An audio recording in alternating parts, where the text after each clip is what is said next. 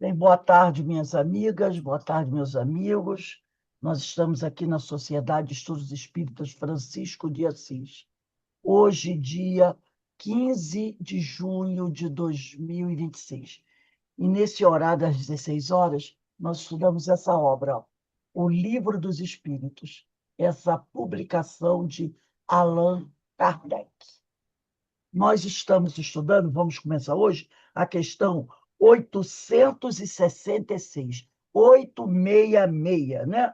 Que está na parte terceira, capítulo 10 da Lei de Liberdade. Mas antes de nós iniciarmos o estudo do Livro dos Espíritos, vamos elevar o nosso pensamento a Deus, a nosso Pai Criador, a Jesus, o médico das almas, para agradecer imensamente a Deus pela oportunidade que Ele tem concedido a todos nós de continuarmos aqui a nossa caminhada, trabalhando, buscando melhorar cada vez mais, nos esforçando, né, pela nossa renovação, pela nossa transformação moral, para que a gente possa crescer em conhecimento, crescer em sabedoria e nos prepararmos cada vez mais para servirmos o Pai, para servirmos os nossos semelhantes. Que o Pai nos abençoe e nos fortaleça, e também sempre pedimos que o Pai abençoe e fortaleça todos os nossos irmãos que nesse momento estão passando por muito sofrimento, por muitas dificuldades. Todos possam ser iluminados, protegidos, esclarecidos, consolados, amparados nas suas necessidades. E aí nós pedimos também ao Pai que nos dê a permissão para iniciarmos o nosso estudo da tarde de hoje, graças a Deus. Bem, gente, vamos lá. Vamos começar aqui o nosso estudo do Livro dos Espíritos, né? O Livro dos 866. Espíritos, né? Essa publicação de Allan Kardec, questão 866. E essa questão está dentro do tema. Não, 866. 866. 8. 70. Ah, tá Não, aqui. não, não é 70, 800. não, Eloá. Eloá, é 866.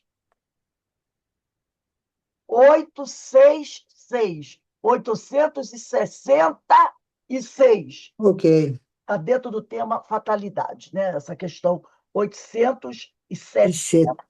76. 66. 866. Isso. Olha a pergunta de Kardec. Então, a fatalidade que parece presidir aos destinos materiais de nossa vida também é resultante do nosso livre-arbítrio? Então, ele quer saber o seguinte: essa fatalidade, né, que ele tanto pergunta se ela existe de verdade, né, essa fatalidade que às vezes afeta a nossa vida, ele quer saber se ela também é resultante do nosso livre-arbítrio. Livre-arbítrio é aquela famosa coisa, né? Eu é que escolhi. Né? O livre-arbítrio, resumindo bem, é isso. Eu é que escolhi. Então, ele diz aqui, tu mesmo escolheste a sua prova. Então, às vezes, a gente não quer aceitar isso, né? Mas a gente, antes de encarnar, nós escolhemos, muitas vezes, a nossa prova.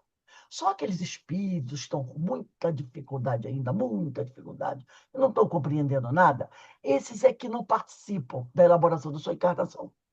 Os outros, as outras pessoas que já têm um pouco mais de conhecimento, como nós temos já um certo conhecimento, nós participamos da escolha da nossa prova. Nós participamos.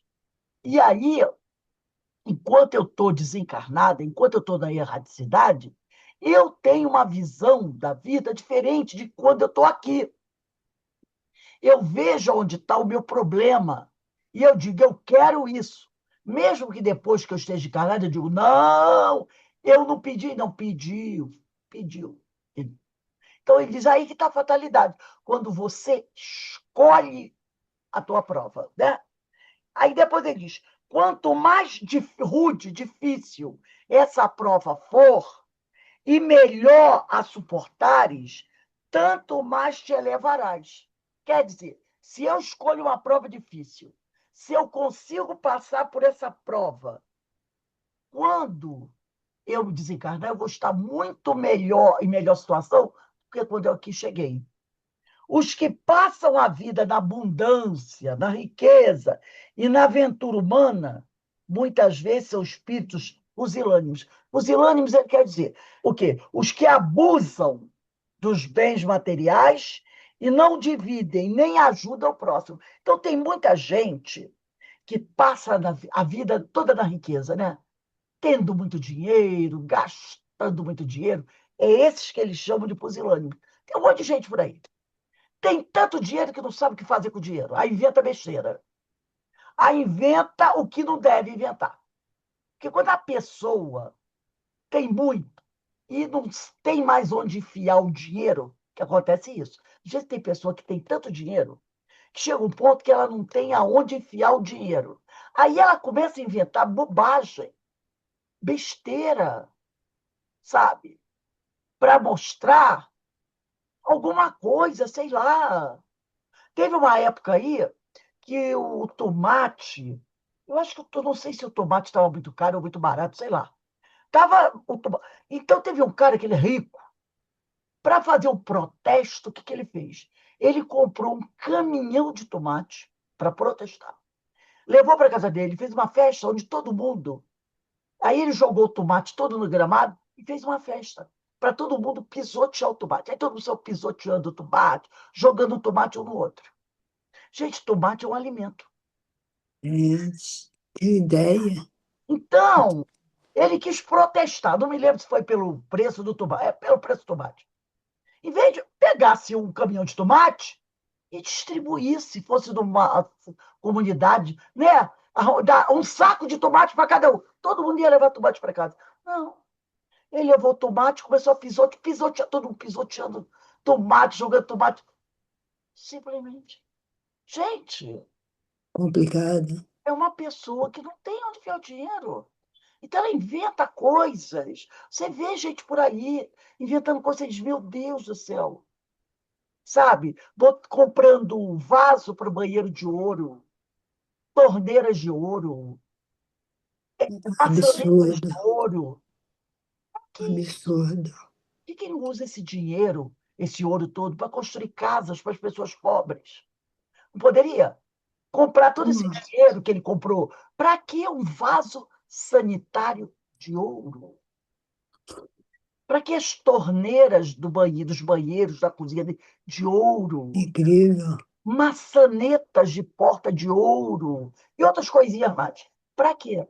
Ah, comprar um carro cravejado de brilhantes. Eu vi outro dia, o carro cravejado de brilhantes. Outro, o carro lá em Dubai, o carro é todo de ouro. Lá em Dubai tem a área dos milionários, mas lá nos cantões tem os bairros pobres, Pobre, pobre, térreos, pobre. das pessoas que trabalham em Dubai, como pedreiro, marceneiro. Aí você tem a parte rica, milionária, que é milionária Dubai. mesmo, e tem a parte pobre, que ninguém vê, mas está lá. Pobre, cheio de barraquinho, cheio de casinha, sabe, pessoa muito pobre. Por que não pega esse ouro todo do vaso, das torneiras, e compra de comida para esse pessoal mora pobre? Porque eles estão Verdade. lá, eles existem. Não, carro de ouro, carro craveja. Para quê? É o que ele diz aqui. Ele fala aqui. Ele diz: os que passam a vida na abundância, quer dizer, fazer na riqueza, gastando dinheiro assim, dessa forma absurda, e na aventura, são espíritos pusilânimes, que permanecem estacionários. Assim, o número dos desafortunados, dos infelizes, é muito superior ao dos felizes deste mundo. Atento que os espíritos, na sua maioria, procuram as provas que lhes seriam mais proveitosas. Então, a gente vai encontrar aqui na Terra muita gente sofrida, tá? É, muita gente sofrida, porque muita gente que tem muito não quer dividir, não quer, não aceita dividir, né?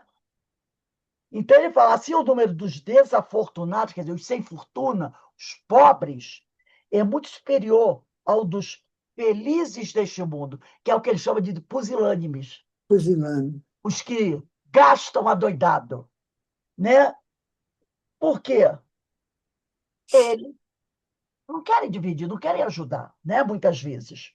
Aí ele diz aqui: atento, preste atenção, que os espíritos, na sua maioria, procuram as provas que lhes seriam mais proveitosas. Então, os espíritos, muitas vezes, procuram aquelas provas que para eles são mais educativas. Mais educativas. Então, quando a gente planeja a nossa reencarnação, a gente fica procurando as provas mais educativas, aquelas que realmente poderão fazer a gente subir, ó, de degrau em degrau. Aí ele diz aqui, eles veem, esses que estão no plano espiritual, veem perfeitamente bem a futilidade das vossas grandezas e gozos. Então, os espíritos superiores, eles veem perfeitamente como é fútil, né? Essas pessoas que ficam fazendo essas coisas absurdas que a gente falou aqui, né? E que não vão acrescentar nada a ela. Ou porque chegar no plano espiritual, alguém vai dizer assim: nossa, vamos imaginar, o benfeitor vai dizer assim: pô, que legal, hein? Você botou na sua casa só vasos de ouro, só torneiras de ouro, que beleza. Vai Ah, acontecer isso para eles? Claro que não. puxa, Poderá, poderá perguntar: por que você não pegou esse ouro todo e comprou cesta básica, faz casinha, comprou remédio para quem necessitava?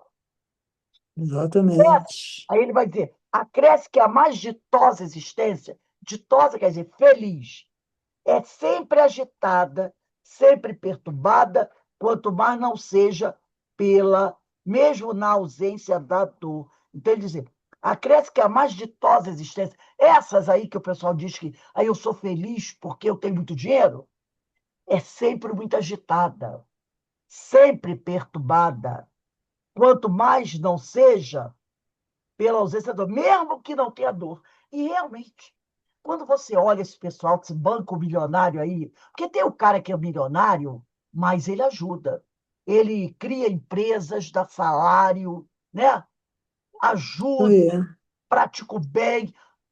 Tem o milionário que tem inteligência, que faz o bem, que ajuda. E tem aquele que é só do Deus da, não vai dar valsa, né?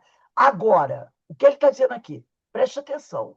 Essas pessoas que têm essa riqueza, mas vivem nessa abastança e nessa gastança com coisas inúteis, ele pode mostrar para você que ele tem uma vida legal, mas preste atenção. Ele vai ter também muito problema na vida dele. A vida dele vai ser, de vez em quando, atravessada por coisas muito perturbadas. E às vezes a dor vai bater na porta dele. É, Às vezes a gente vê essas pessoas assim, seja. tem um ditado popular que diz assim: quem vê cara não vê coração. Então, você vê aí, ó, quantas vezes a gente vê na televisão Polícia Federal batendo na porta de um ricaço dele. É uma vergonha, né? Os filhos vendo, a polícia dentro da casa dele revistando, abrindo armário, pegando armário, levando os celulares, levando os computadores, às vezes leva até das crianças. Você viu que a Polícia Federal levou o computador dele e levou até dos filhos. Já pensou na frente dos filhos? A polícia entrando, entregando o mandato ali de prisão, levando ele e os filhos tudo olhando. Esses Nossa, filhos estudam, esses filhos vão para a escola, né? Quando chegar amanhã na escola, acha que os coleguinhas não vão dizer? Ih, eu vi teu pai, ó, Polícia Federal, ó. Pegou teu pai. Olha a vergonha para essas crianças, para esses filhos. Alguns verdade. adolescentes trabalham para a mãe, para o pai. Imagina a vergonha. Muito chato. Né? Então, é, ele Pô, pode. Oi, fale, amiga.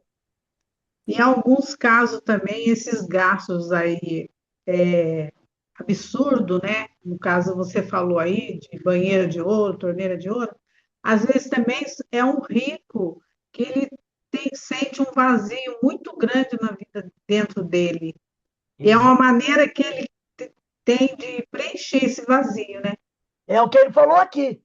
Acresce, quer dizer, preste atenção, que a mais ditosa existência, tal de rico, feliz, essa vida pode ser também sempre agitada, sempre perturbada. Olha aí a solidão. É aquele tipo de coisa, né? O sujeito tem tudo. Ele tem tudo do bom do material, do material. E aí ele fica naquela. Eu tenho tudo.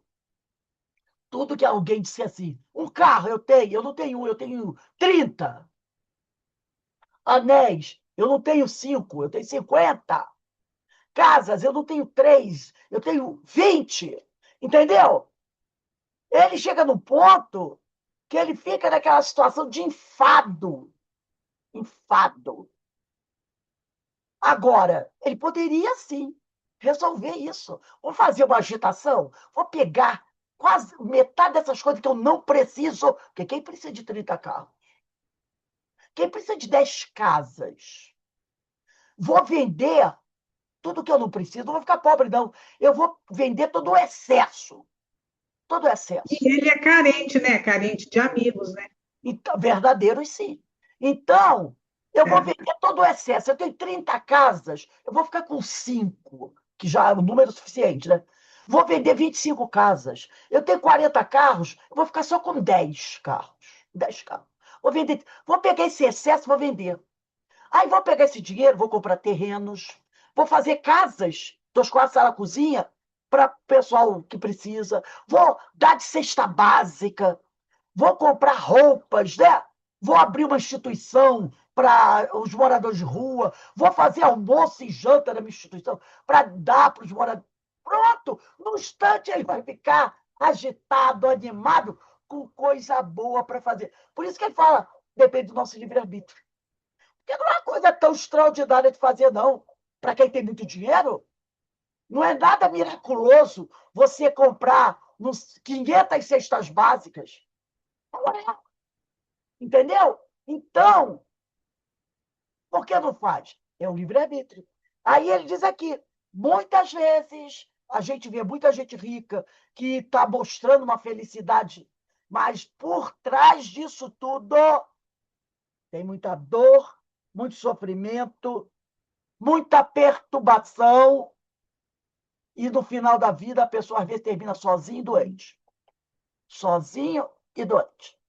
Né? Vamos pegar o nosso marcador, deixar essa página que a gente está estudando marcada para a gente poder voltar depois. Vamos dar uma olhadinha na questão 534. Volta um pouquinho na 534. Mas deixa essa página que a gente está estudando, a gente está estudando a 866, marcada, para a gente não se perder quando voltar. 534. Está na capítulo 9 da intervenção dos espíritos no mundo corporal. Kardec pergunta assim: será por influência de algum espírito que fatalmente a realização dos nossos projetos parece encontrar obstáculos?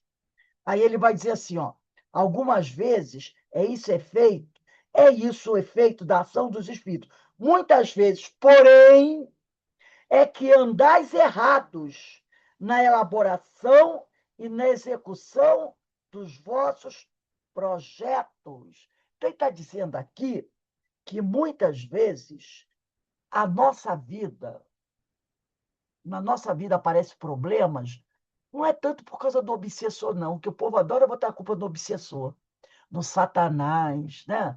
No Lúcifer, no diabão, no encosto. O pessoal adora. Mas ele fala aqui que muitas vezes a culpa da tua vida não estar indo bem é por nossa própria conta.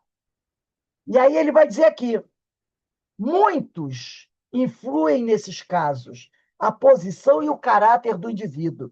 Se vos obstinais em ir por um caminho que não deveis seguir, os espíritos nenhuma culpa têm dos vossos insucessos.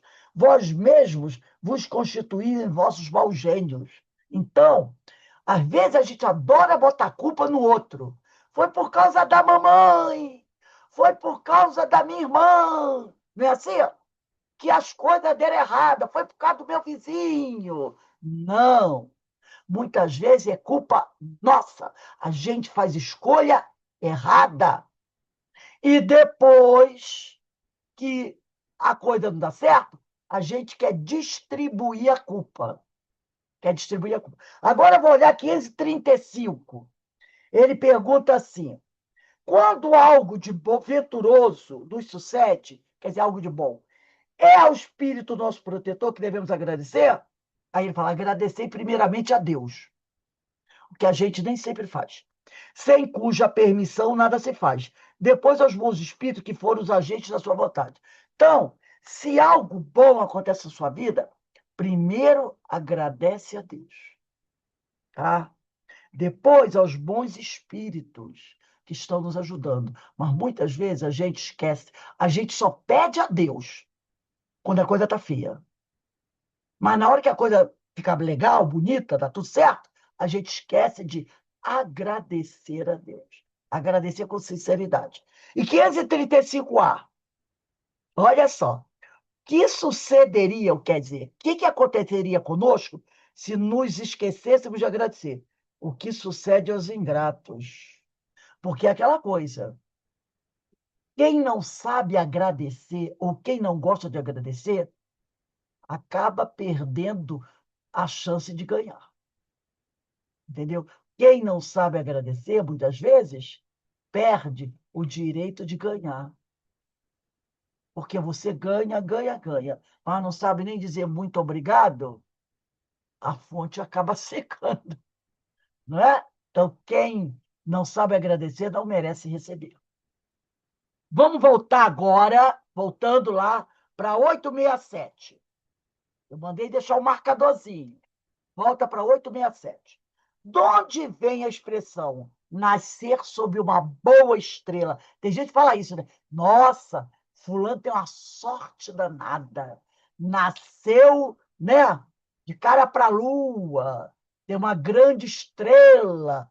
Ele diz, antiga superstição que prendia as estrelas os destinos dos homens. Alegoria, que algumas pessoas fazem a tolice de tomar o pé da letra. Não existe isso. Não existe esse negócio de sorte, né? Recebeu de graça. Esse nasceu, né? Esse tem tudo. Não, não. Tudo tem uma razão de ser. Muitas vezes é merecimento, outras vezes é prova. Mas esse negócio que cai do céu, para ele tudo cai do céu. No máximo que pode cair do céu é um asteroide desses que estão velhos, girando no espaço, e um dia ele cai na nossa cabeça. Agora a gente vai entrar na questão conhecimento do futuro. Questão 868. Eu falei asteroide? Não. É dessas coisas que o pessoal bota lá em cima, esqueci de falar o nome agora. Satélites, né? Que o planeta Terra ele está cheio no espaço de satélites velhos. Que quase todos os países do mundo mandam satélites para o espaço, satélites de comunicações. Só que esses satélites estão lá no espaço desde 1950, por aí. Que eles estão lá no espaço. 1950, 1960, por aí. Muitos estão velhos, são milhões, centenas de satélites. E de vez em quando um deles cai. O satélite foi abandonado já. De vez em quando um satélite desse cai. Aí o pessoal pensa que é um disco voador. Negócio. Não, é um satélite caindo mesmo. Fora os asteroides que caem também de vez em quando, né? Mas há muito satélite que está girando em torno do planeta e tem uma hora que ele cai, de tão velho que ele está. Aí isso pode cair na nossa cabeça. Conhecimento do futuro. 868. Pode o futuro ser revelado ao homem? Aí os espíritos dizem, em princípio, o futuro lhe é oculto. Inicialmente, o futuro é oculto para a gente.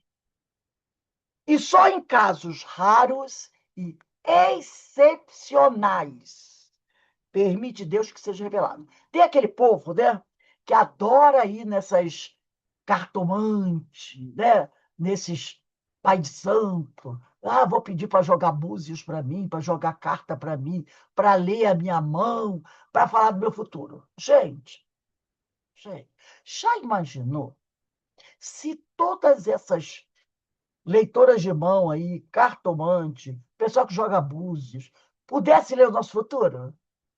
Já imaginou? Tava todo mundo sabendo o que vai acontecer amanhã. Olha a bagunça que seria.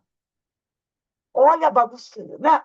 Você está aqui assim, será que amanhã, quer dizer, amanhã daqui a 30 dias, eu vou estar vibrando que o Brasil ganhou a Copa do Mundo ou eu vou estar triste porque o Brasil foi desclassificado? Aí vou dar cartomante.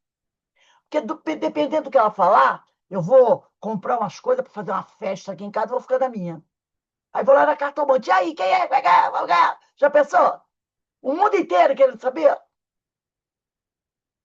Não é coisa. Tá na cara que ninguém pode saber do seu futuro. Como ele diz aqui, só em casos raros e raríssimos e excepcionais. Isso significa o quê? Muito pouco consegue. Tá? Eu querer fazer mais alguma coisa? Vou saber do meu futuro. Vou conseguir aquele emprego? Não, não vai conseguir. Ah, então deixa pra lá. Vou passar naquele concurso? Não, não vai passar. Ah, então não vou estudar. Acabou. Não é assim que nós somos? Para que eu vou estudar para o concurso que eu sei que eu não vou passar, que eu não vou passar? Então, no caso, né? É claro que ninguém vai saber. Então, alguém que gosta de uma cartomante, de ler para saber do que a cigana leu no meu destino, não gaste seu dinheiro, porque não vai saber. Não vai saber. Só em casos muito raros. Você até pode saber do teu futuro, não precisa nem na cartomante. Observa o que você está fazendo agora. É uma boa leitura de carta. Observar o que você está fazendo agora. Observando o que você está fazendo agora, você já tem uma ideia. E, ó, detalhe, hein? Não vai errar de como vai ser o seu futuro. Não vai errar. É só observar o que eu estou fazendo agora. Estou aprontando todas? Estou. Eu acho que já dá para desconfiar qual vai ser o meu futuro.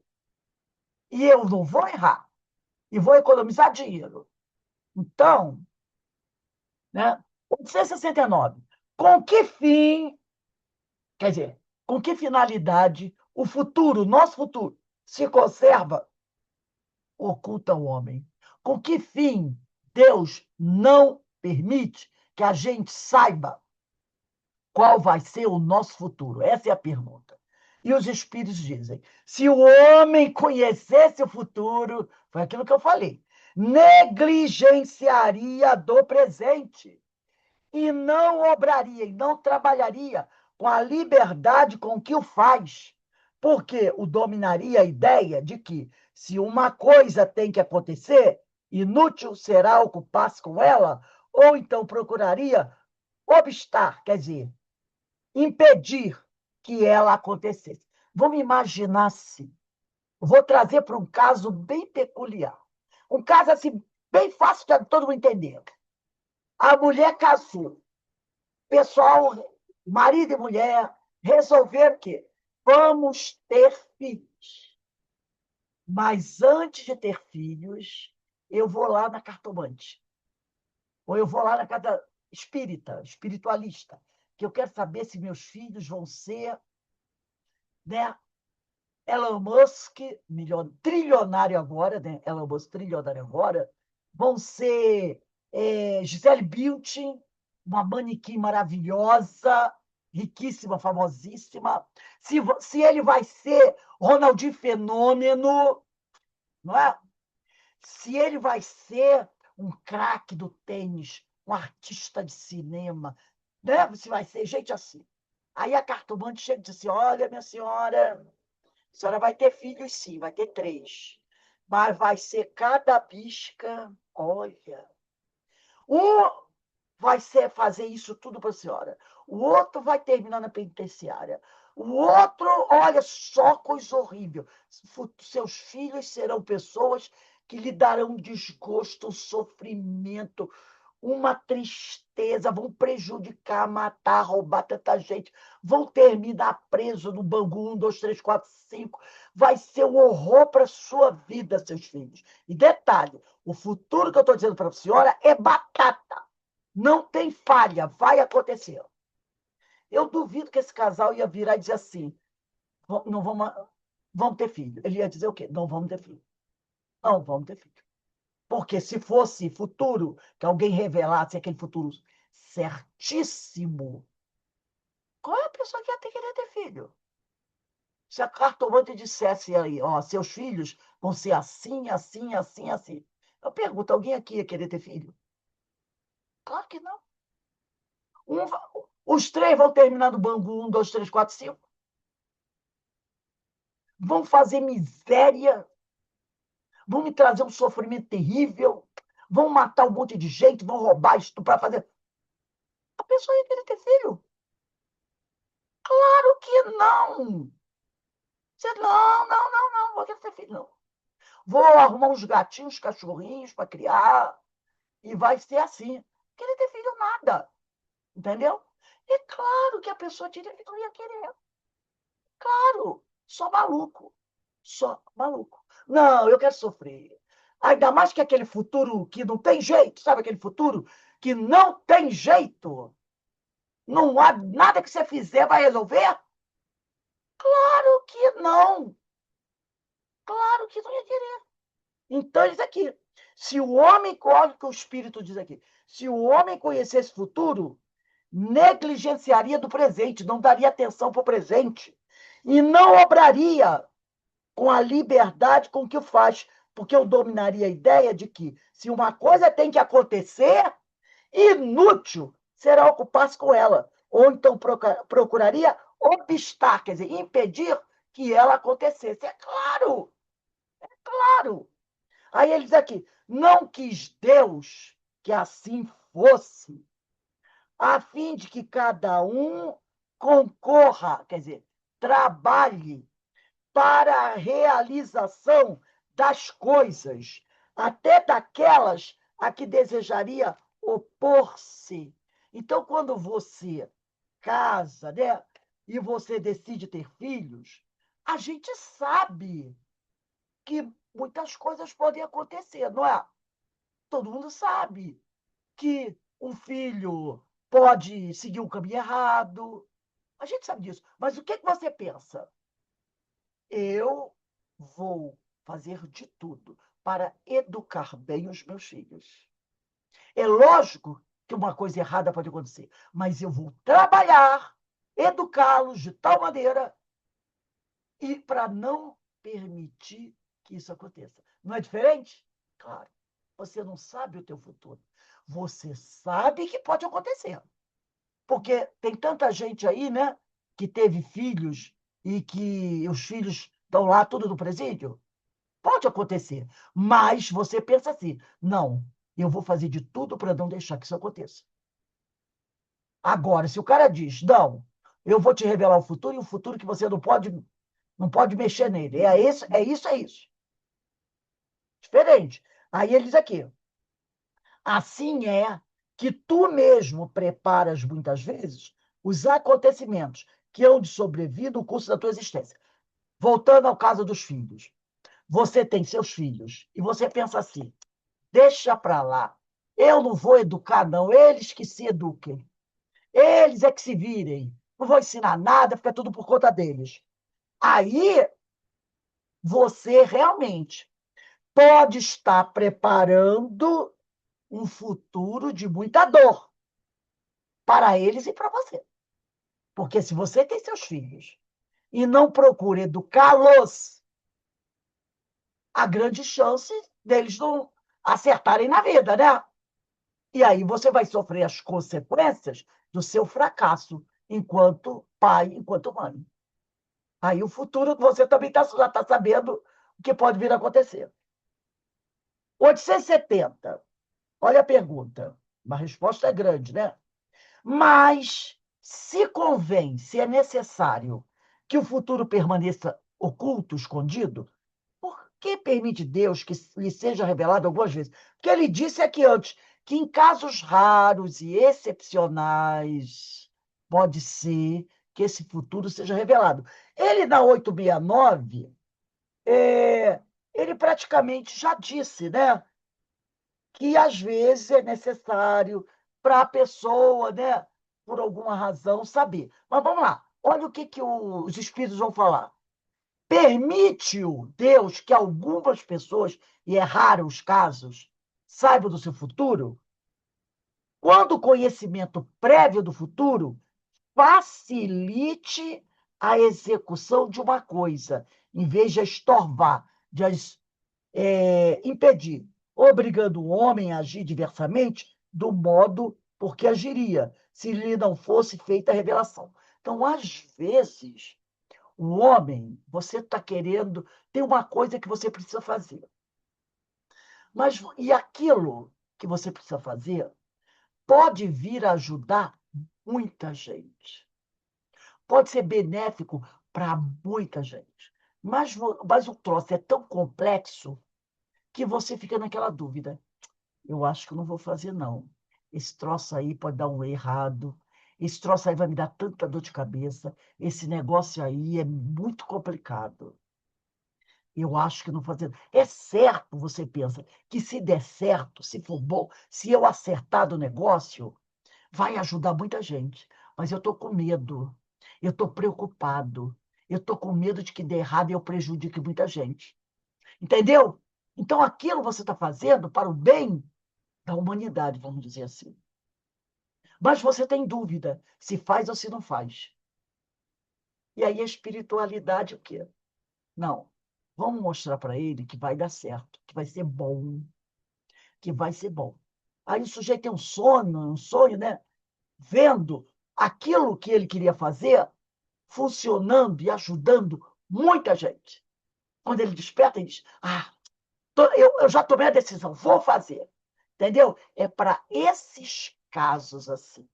Então ele fala aqui, ó. Não, às vezes, quer dizer, não raro, também uma prova. A perspectiva de um acontecimento pode sugerir pensamentos mais ou menos bons. Então você também, poxa, se eu fizer isso, você tem aquele sonho, né? Pedindo para você fazer uma coisa legal. Aí você, né, acorda, né, pensando assim, poxa, se realmente eu fizesse aquilo e conseguisse, seria muito bom. Sabe uma coisa? Eu acho que eu vou me empenhar em fazer isso. Aconteceu essa semana uma coisa muito interessante. Não é sonho, não, mas é aquele detalhe. Quem será, quem sabe, se esses jovens não foram impelidos a isso? Tinham dois jovens, parece que eles têm 16 ou 17 anos, um rapaz e uma moça. Eles jogavam, acho que é basquete. E o basquete, não, acho que é vôlei, joga vôlei. E toda vez que eles vão jogar vôlei, eles precisam usar muito curativos, aquelas curativos, que é para amarrar os pulsos, amarrar os dedos, né? Amarra o pulso, amarra os dedos. Porque quem joga vôlei machuca muito os dedos. Então, eles usam muito aqueles negócios. E costumam, às vezes, se machucar. Então, quando eles percebiam o seguinte, quando terminava o jogo, eles olhavam para a quadra, estava cheio de band-aid, de curativo jogado. Porque termina o jogo, o que a gente vê quando você vê jogo de vôlei? Quando termina, você olha logo para os atletas, eles estão tirando. De ginástica também. Eles começam a tirar os curativos, as talas, né? Eles começam a tirar aquilo tudo e jogam. Jogam por ali. Aí eles observavam aquilo e diziam assim, nossa, que coisa absurda. E detalhe, né? Aqueles curativos, tudo feito com material plástico, e a gente sabe, né? E aí, no final, muita sujeira. E também, aí eles começaram a ampliar o pensamento deles. E nos hospitais? O que vai acontecer também que acontece nos hospitais? Né? Quem conhece a parte de trás dos hospitais sabe que ficam aquelas grandes lixeiras cheias de curativos, né? Eles botam lá material perigoso, mas todo dia em hospital tem curativo, não tem? Então, tal de troca curativa e vai amontoando aquilo tudo. E aquilo tudo vai para a natureza e é difícil, dura centenas de anos lá na natureza.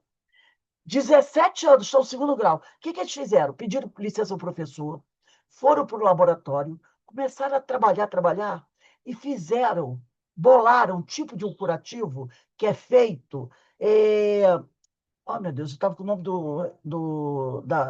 da planta agora.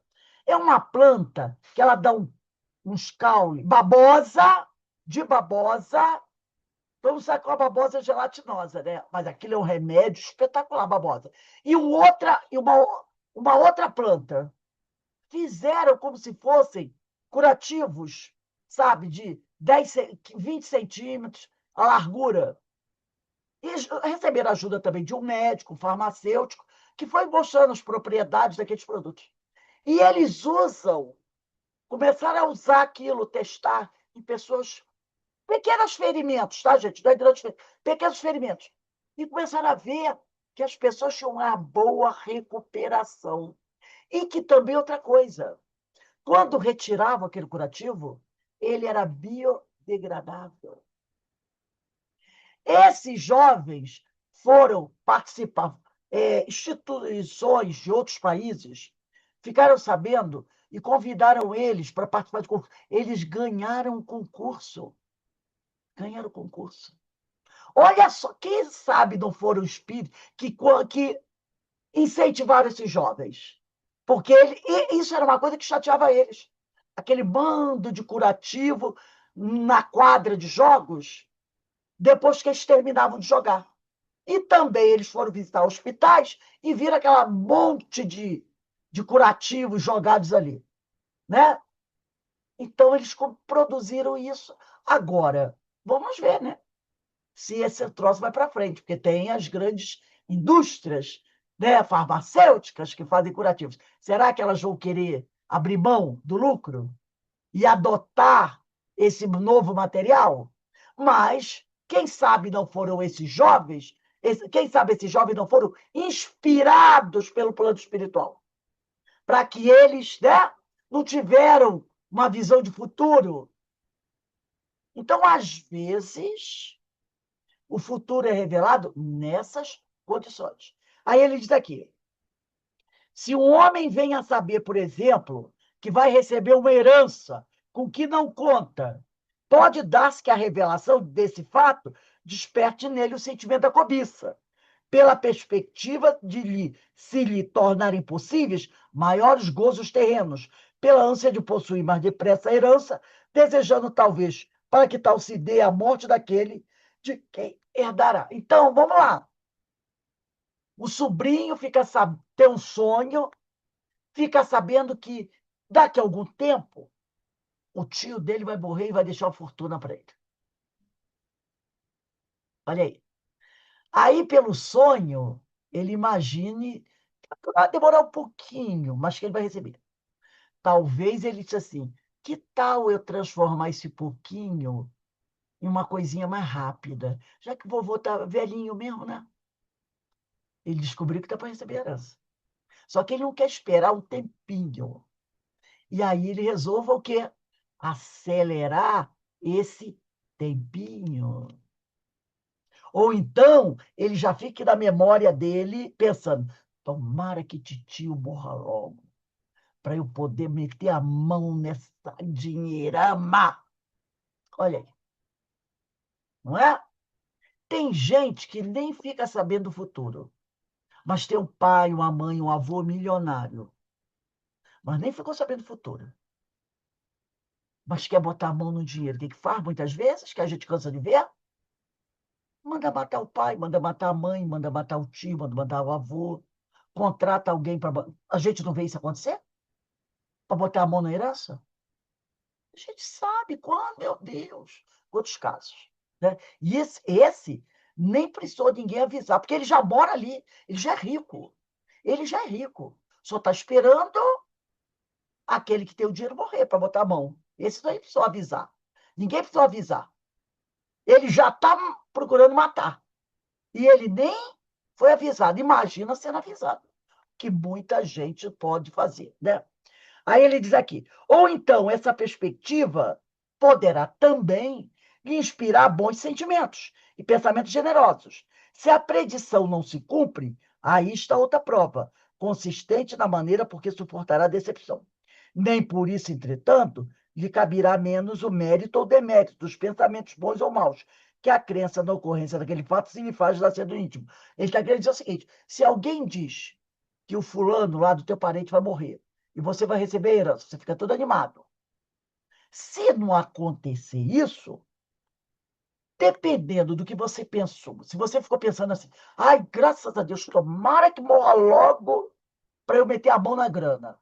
Aí a pessoa não morre, você não botou a mão na grana. Mas os pensamentos pedindo para ele morrer já são, ó, já vão ser um problema para você. Agora, se você diz assim, ah, não, não, tudo bem, eu quero dinheiro, mas eu quero que meu avô, meu tio, viva muitos anos. Muitos anos. Eu prefiro que ele fique aí muito tempo. Se não acontecer, você recebeu o dinheiro, mas o pensamento bom em relação a ele, também você fez. Também vai te ajudar. Né? Então, esse negócio de saber o futuro é problemático. Agora a gente vai para outra questão aqui, que também é grandona. Diz assim, 871. Pois que Deus tudo sabe, não ignora se o homem sucumbirá ou não em determinada prova. Assim, assim sendo, qual a necessidade dessa prova? Uma vez que nada acrescentará ao que Deus já sabe a respeito desse homem. Quer dizer, Deus sabe tudo que a gente faz. E, e sabe até tudo que a gente vai fazer. Né? E sabe tudo sobre a gente que a gente nem sabe que sabe. Então ele diz: para que essa prova? O que que ela vai me acrescentar? Se Deus já sabe de tudo. Aí os espíritos respondem: isso equivale a perguntar por que não criou Deus o homem perfeito e acabado? Né? Isso equivale a perguntar isso. Por que que Deus... É a mesma coisa que você perguntar o que está lá da questão 119 do Livro dos Espíritos. Não podia Deus isentar a gente das provas que eles cumprem sofrer para chegar à primeira ordem, à perfeição? Se Deus nos houvesse criado perfeitos, nenhum mérito teríamos para gozar dos benefícios dessa perfeição. Onde estaria o nosso mérito sem a luta? Então, também seria a mesma coisa de você perguntar: por que a gente passa, por que passa o homem pela infância antes de chegar à condição de adulto? A prova, ela não tem por fim dar a Deus esclarecimento sobre o homem. Que muita gente acha que, eu preciso passar por essa prova para Deus saber. Não, Deus não tem que saber. Deus já sabe. Né? Então tem gente assim, não, você vai passar por essa prova para Deus ver que você é um bom homem, para Deus perceber quais são as suas intenções. Então, Deus não precisa saber se eu sou bom homem, Deus não precisa saber quais são minhas boas intenções, ele já sabe. Então, a prova não é para Deus saber alguma coisa de mim, não é? Porque ele já sabe tudo. Tá? Então, a prova não tem por fim dar a Deus esclarecimento sobre o homem, pois que Deus sabe perfeitamente o que o homem vale. Mas a prova é para dar ao homem toda a responsabilidade de sua ação, uma vez que esse homem tem a liberdade de fazer ou não fazer. Se ele faz e dá certo, é um mérito para esse homem. Se ele faz ou não faz e dá errado, esse homem é responsabilizado. Dotado da faculdade de escolher, que é o livre-arbítrio, entre o bem e o mal, a prova tem por efeito pôr esse homem em luta com as tentações do mal e conferir-lhe todo o mérito da resistência. Então, a prova serve para nos colocar nessa luta, nessa batalha contra o mal e poder escolher se eu quero o mal ou se eu quero o bem. É isso que ele diz. Né?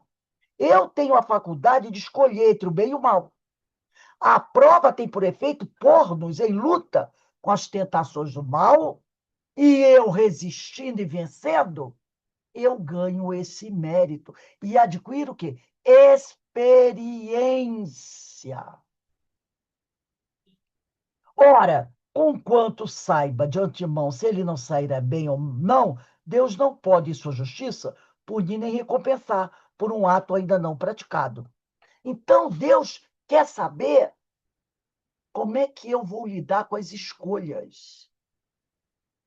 Como você vai lidar com as escolhas? Entendeu? É isso, né? Porque eu tenho o direito ao livre arbítrio. Deus não vai dizer para mim, pare, porque se você continuar fazendo isso, você vai ser infeliz. Não. Ele me deu uma coisa chamada livre arbítrio, liberdade de escolher. E eu escolho as provas. Minha liberdade de escolha. E eu vou para o mundo. Eu tenho a lei de Deus na minha consciência, já sei mais ou menos o que é certo e o que é errado, e vou lá. Faço uma escolha aqui, deu certo, maravilha. Faço uma escolha ali, não deu certo, e recomeço tudo de novo, adquirir experiência, aprendizado. E assim eu vou crescendo. E assim eu vou ganhando mérito. Eu vou me elevando. Então, Deus não pode, ou melhor, a lei de causa e efeito não pode agir sobre mim sem que eu tenha cometido algum ato. Eu tenho que escolher. E aí, dependendo da minha escolha, haverá uma reação, que pode ser boa, mérito para mim, ou pode ser mal. Eu sou responsabilizado. E aí eu vou ter que passar pelo processo educativo. Então, Deus nos deu livre-arbítrio. E aí quem escolhe somos nós. Deus não vai interferir nisso. Tá? Aí tem uma notinha de Kardec. Um notão, né? Kardec diz assim: assim sucede entre os homens. Por muito capaz que seja o estudante, por grande que seja a certeza que se tenha de que alcançará bom êxito, ninguém lhe confere grau algum sem exame. Quer dizer, você tem um aluno, nossa, que aluno inteligente. Esse meu aluno presta atenção às aulas, é um sucesso. É um sucesso. Mas o professor não vai dar o diploma para ele do curso concluído só porque ele é um bom aluno e é um sucesso. Não, ele vai ter que fazer as provas e baseado na nota que ele vai ganhar. Aquela nota. Que ele vai ter a promoção ou não. É isso que está dizendo. Ele está dizendo aqui.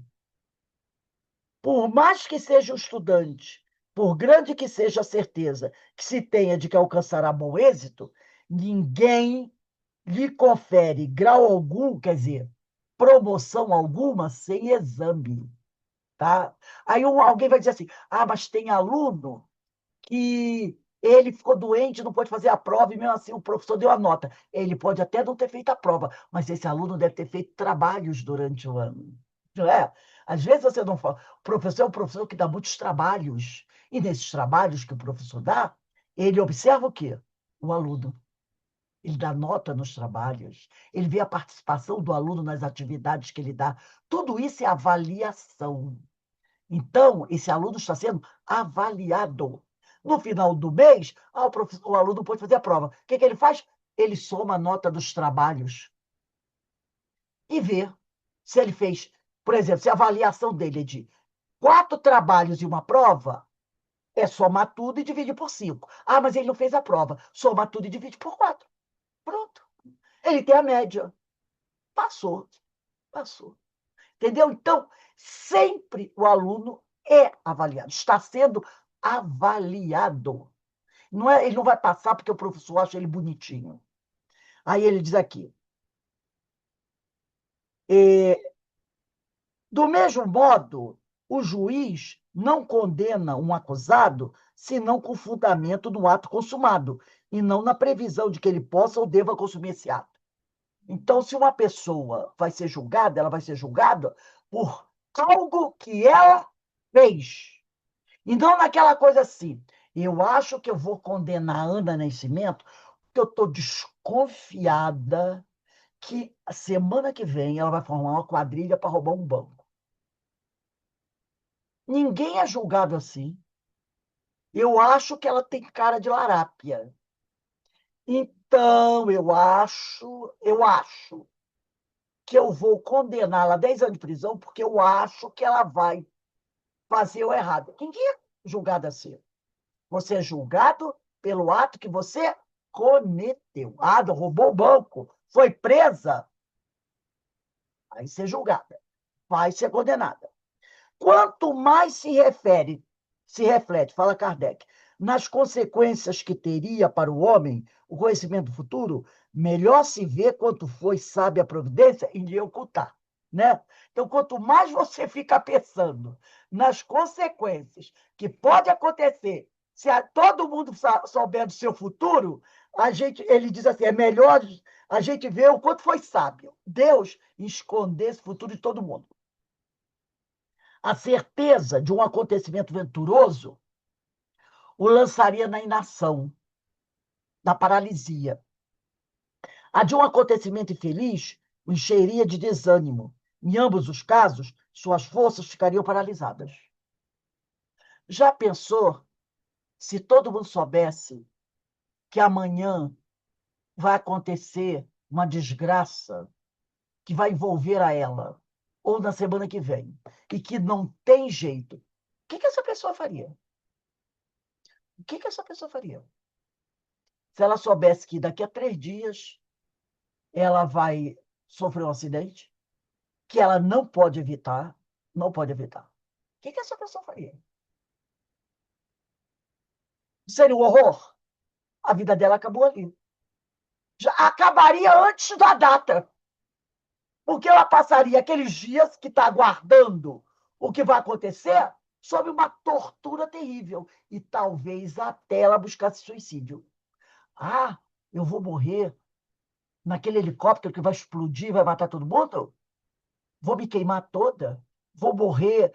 Vai ter um desmoronamento? Eu vou ficar presa debaixo dos escombros 2, 3 dias, sofrendo, sofrendo, até que eu vou morrer? Eu não. Vou tirar minha vida agora. Eu vou deitar na minha caminha, vou tomar um remédio e vou morrer. Vou morrer dormindo. Quantas pessoas fariam isso? Que é todo mundo que é reencarnacionista? É todo mundo que sabe a tortura que recai sobre alguém que tira a própria vida? Tem culturas do nosso planeta que até incentivam isso, não tem? Então eu pergunto, quantas pessoas iam querer tirar a própria vida antes de um fato desse? Milhares, milhares iam pagar para ver. Não, ficar 3 dias debaixo dos escombros, isso é bobeira, sem água, não tem problema não. Eu enfrento. É ruim, hein? Seria um desespero para todo mundo. Se souber quando vai ser. Graças a Deus a gente não sabe. Quando vai ser o dia da nossa desencarnação. Porque tem gente que é assim. Ai, fulaninho tá lá no hospital. Vai que vai. Ou o médico diz que é hoje. Aí não é hoje. Aí diz que é amanhã. Ah, vai ser amanhã. E o sujeito vai ficando, vai ficando, vai ficando. E esse que está saudável, que está assim, ai, meu Deus, quando vai ser? Esse às vezes vai primeiro. E aí? Meu pai dizia, eu tinha a bisavó dos meus filhos, era muito idosa, né? E aí todo mundo dizia, ai, Dona Maria, Dona Maria, Dona Maria vai morrer. Meu pai era uns 30 anos, talvez, mais novo que ela. Dona Maria vai morrer, e Dona Maria está lá. E meu pai dizia assim, essa Dona Maria vai enterrar muita gente. O que aconteceu? Ela enterrou meu pai. Meu pai morreu uns 5 anos antes dela. Meu pai morreu com 59 anos. Ela morreu quase 90. Meu pai conheceu ela uns 10, até ela morrer, uns 10, 15 anos. Todo dia a Dona Maria estava morrendo. Todo mundo, é hoje que vai Dona Maria. É hoje que vai Dona Maria. E meu pai dizia assim, Dona Maria vai enterrar muita gente. Foi. Ela foi até o filho. Até o filho. Um dos filhos mais novos dela, ela enterrou. Foi primeiro que ela. Morreu do coração. Com 54 anos. Um dos filhos mais novos dela. Ela enterrou. Depois foi meu pai. E Dona Maria só foi, ó, bem depois. Quem sabe quando vai morrer? Só aquele que está lá. Só ele que sabe, né? Quando a gente vai morrer. Só ele que sabe. Ninguém sabe. Ninguém tem esse poder, graças a Deus. A não ser de outras maneiras, que alguém tira a vida do mais morte natural, sem intervenções externas de ninguém. Tudo bem, um acidente, mas sem ninguém provocar propositalmente, ninguém sabe. Ninguém sabe. É um dos mistérios. Então só sabe Deus. Aí ele diz aqui, né? Em ambos os casos, se o homem soubesse, suas forças ficariam paralisadas. Daí o não lhe ser mostrado futuro, senão como meta que lhe cumpre atingir por seus esforços, mas ignorando os trâmites, os caminhos, porque terá de passar para alcançá-la. O conhecimento de todos os incidentes da jornada lhe toleria iniciativa e uso do livre-arbítrio. Se você soubesse todos os obstáculos que você tem para enfrentar durante a sua vida, isso faria com que você desanimasse, tá? E tiraria de nós o uso do livre-arbítrio. Ele, o homem, se deixaria resvalar pelo declive fatal dos acontecimentos, sem exercer suas faculdades, sem exercer sua inteligência. Porque quando você vê um obstáculo à sua frente, o que você faz? Você usa da sua inteligência para afastar aquele obstáculo. Se você sabe qual o obstáculo que vai estar ali e que você não pode remover, você não vai tentar exercer sua inteligência. Quando o feliz êxito de uma coisa está assegurado, ninguém mais com ela se preocupa. Por exemplo, você sabe que amanhã vai acontecer uma coisa espetacular para você. Aí você pensa assim, eu estava estudando tanto para esse concurso, mas eu já sei que eu vou passar, não é? Então, eu vou parar de estudar. Eu sei que eu vou passar. Aí tem aquela historinha do cara que foi no centro espírita, lá na casa, e falou, conversar com o Pai de Santo, e pediu ao Pai de Santo, eu preciso aí fazer um concurso para o Banco do Brasil, vai abrir um concurso para o Banco do Brasil, o senhor me ajuda a passar de ano? Eu tenho chance de passar no concurso? Aí o Pai de Santo falou, claro, minha filha, você tem toda a chance do mundo de passar. Aí o cara, tá comigo. O Pai de Santo falou que eu tenho toda a chance de passar, tá comigo. Aí, ó, deixou para lá. Não estudou, ficou fazendo festa, vivendo. E o concurso está chegando. Quando faltava assim, um mês para o concurso, ele disse: vou lá na casa do Pai de Santo novamente para, ó, confirmar o negócio. Aí, Pai de Santo, como o senhor falou, que aí o Pai de Santo já está sabendo o que ele deixou de fazer, né? Passaram-se os 3 meses, o Pai de Santo já está sabendo. Aí, Pai de Santo, será que dá para o senhor confirmar aquele negócio? Eu tenho chance de passar no concurso? Aí o Pai de Santo falou, meu filho, você tem muita chance de passar no concurso, mas estuda um pouquinho, tá? Mas estuda um pouquinho. Quer dizer, ele, Pai de Santo, falou que ele tinha chance, então ele parou de fazer o esforço. Quando ele foi lá, o Pai de Santo falou, ó, você tem chance, mas seria bom que você estudasse um pouquinho. Porque a chance dele depende dele estudar. Entendeu? Porque não está escrito que ele vai passar sem esforço. Ele tem chance de passar sem estudar. Agora, se tiver certeza, não, você vai passar. Vou passar, vai passar, de qualquer jeito, de qualquer jeito. Eu não vou estudar. Já está certo que eu vou passar. Então, isso tiraria. Ninguém mais se preocuparia com nada. Então, Deus fez tudo certinho. A gente não sabe de nada sobre o nosso futuro. Agora, você pode deduzir. Como é que tá carro? Como é que eu estou andando agora? Você está indo bem. Então, é provável que o meu futuro seja bom. Ó, você está caminhando para o abismo. Então, é provável que o meu futuro não seja bom. A gente já sabe isso, né? Então, não precisa ninguém ficar lendo a nossa mão. No máximo, muitas vezes, quando você dá a mão para alguém ler, o fulano ainda tira o teu anel e leva e você nem percebe, né? Então, que a gente continue batalhando na certeza de que a gente veio aqui para progredir, para trabalhar, para se esforçar E só assim a gente vai progredir, né? Não cai nada de graça do céu no nosso colo. Só com o nosso trabalho, com o nosso esforço. Alguém gostaria de comentar alguma coisa sobre isso aí?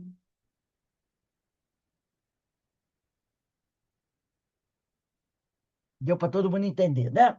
Gente, olha, semana que vem, dia 22, a gente vai estudar a questão 872, que é um resumo teórico do móvel das ações humanas. Ele vai fazer um resumo de tudo isso que a gente estudou. Um resumo de tudo isso que a gente estudou. Olha como essa matéria é importante. Ele deu essas questões todas e depois Kardec resolveu escrever um resumo de 1, 2, 3, 4, 5, 6, 7, 8 páginas. 8 páginas, tá? 1, 2, 3, 4, 5, 6 páginas, 6 páginas. 9 longos parágrafos. Por que será, hein, que ele escreveu tudo isso? Só para encher o livro de letrinhas? Não, porque o tema é muito importante para o nosso futuro, né? Para a nossa educação. Por isso que ele vai fazer um resumo de tudo que ele falou para a gente até agora sobre esse tema fatalidade, tá bom? Então vamos dar uma paradinha aqui, daqui a pouco começa a aula de dramas da obsessão, lembrando a todos que hoje eu mandei já para vocês o link de manhã, o cartaz de manhã. Nós vamos ter uma aula aqui com nosso irmão Walter de Lima, que é um estudioso da área mediúnica. Ele vai falar sobre a dependência química, tendo a obsessão como um fator complicador, né? A dependência química que se agrava por causa da obsessão. Então, Walter de Lima, vai estar com a gente aqui 6h30. Eu convido a todos a estarem presentes. É um fato muito importante, não só para todos nós, mas também para quem trabalha em mesa mediúnica, porque às vezes você recebe um irmão que desencarnou dependente químico, continua dependente químico no plano espiritual, continua, né? E quando reencarnar, grandes chances também de passar pela prova ainda da dependência química. Então é bom que a gente veja o estudo que o Walter de Lima vai nos trazer para a gente buscar ajudar esses irmãos, tá bom? Então vou encerrar aqui e a gente agradece sempre a Deus todas essas oportunidades que o Senhor nos oferece. Que a paz de Deus esteja com todos nós.